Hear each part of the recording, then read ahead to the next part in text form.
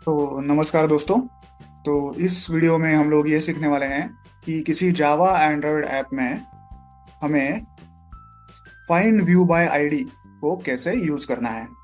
तो जैसा कि आप देख सकते हैं, मैंने यहाँ पे एक एंड्रॉयड ऐप का प्रोजेक्ट ओपन किया है।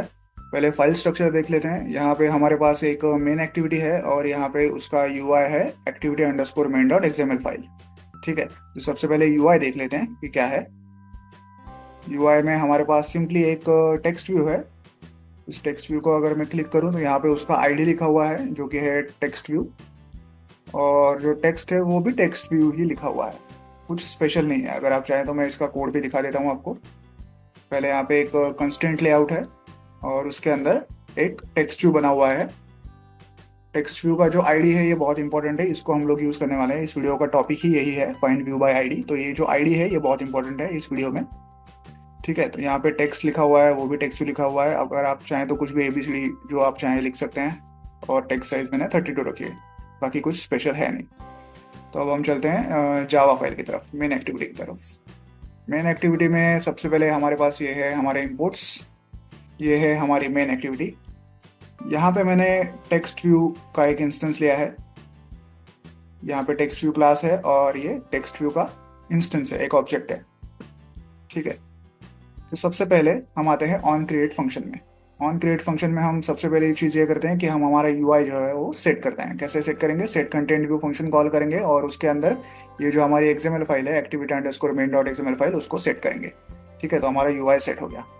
अब हमें इस टेक्स्ट व्यू को, जो इस हमारे यूआई फाइल में ये जो टेक्स्ट व्यू है, इसको हमें ढूंढना है जावा फाइल में। तो उसको ढूंढेंगे कैसे? ढूंढेंगे हम इस find view by ID method से। Find view by ID method से। तो ये फंक्शन हम लोग कॉल करेंगे, मेथड हम लोग कॉल करेंगे। और इस फाइल में हमने जो इस टेक्स्ट व्यू को आईडी दिया था, ये वाला, इसको हम लोग यूज करेंगे। कैसे यूज करेंगे? R dot I D dot text view. ये टेक्स्ट व्यू क्या है? ये इस टेक्स्ट व्यू का यहाँ पे लिखा हुआ आईडी है। अगर यहाँ पे मैं एबीसी लिखता आईडी, तो यहाँ पे मुझे एबीसी लिखना पड़ता। ठीक है, तो हम इस तरह से उस टेक्स्ट व्यू का आईडी फाइंड आउट करेंगे और वो उस इंस्टेंस को प्लेस करेंगे, सेट करेंगे। अब हम फ्री हो जाएंगे इस टेक्स्ट व्यू को किसी भी तरह से यूज करने के लिए।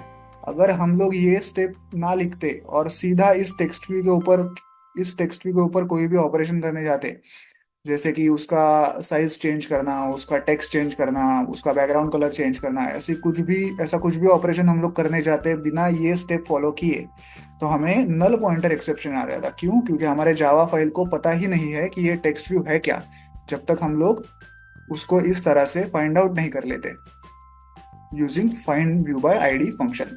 ठीक है, तो एक बार हमने ये कर लिया, अब हम लोग बिंदास होके टेक्स्ट व्यू को यूज कर सकते हैं। अब मैं क्या करने वाला हूँ? मैं सिंपली टेक्स्ट व्यू का जो टेक्स्ट है उसको चेंज करने वाला हूँ। कैसे चेंज करूंगा? Text view dot set text function को कॉल करूंगा मैं, और इसमें मुझे जो भी टेक्स्ट लिखना है वो मैं लिख दूंगा। तो यहाँ पे जो इनिशियली हमने टेक्स्ट लिखा था टेक्स्ट व्यू करके, जो हमें यहाँ भी दिख रहा था टेक्स्ट व्यू, ये अब चेंज होके क्या हो जाएगा? हेलो वर्ल्ड हो जाएगा, क्योंकि हमने सेट टेक्स्ट फंक्शन को कॉल किया है टेक्स्ट व्यू पे। ठीक है, तो ये जो लाइन है ये सबसे इंपॉर्टेंट है और इस पूरे वीडियो का मेन टॉपिक ही यही है कि फाइंड व्यू बाय आईडी को कैसे यूज करना है।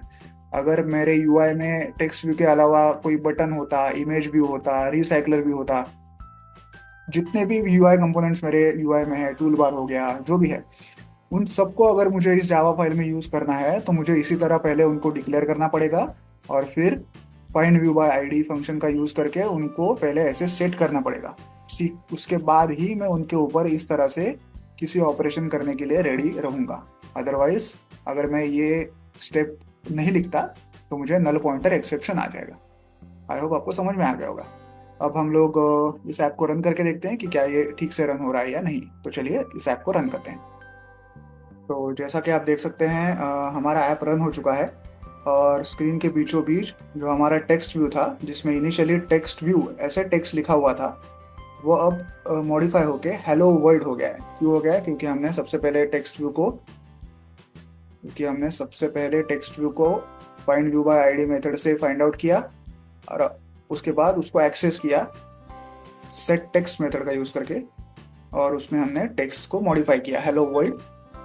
ऐसा टेक्स्ट हमने मॉडिफाई किया, इसलिए हमें स्क्रीन पे हेलो वर्ल्ड लिख रहा है अभी। तो आई होप आपको फाइंड व्यू बाय आईडी का यूज़ एक एंड्रॉयड ऐप में कैसे करना है ये टॉपिक समझ में आ गया होगा। इस कोड को डाउनलोड करने की लिंक मैंने वीडियो के नीचे डिस्क्रिप्शन बॉक्स में दे दी है, आप वहां से कोड डाउनलोड कर सकते हैं। वीडियो को एंड तक देखने के लिए धन्यवाद। Thank you.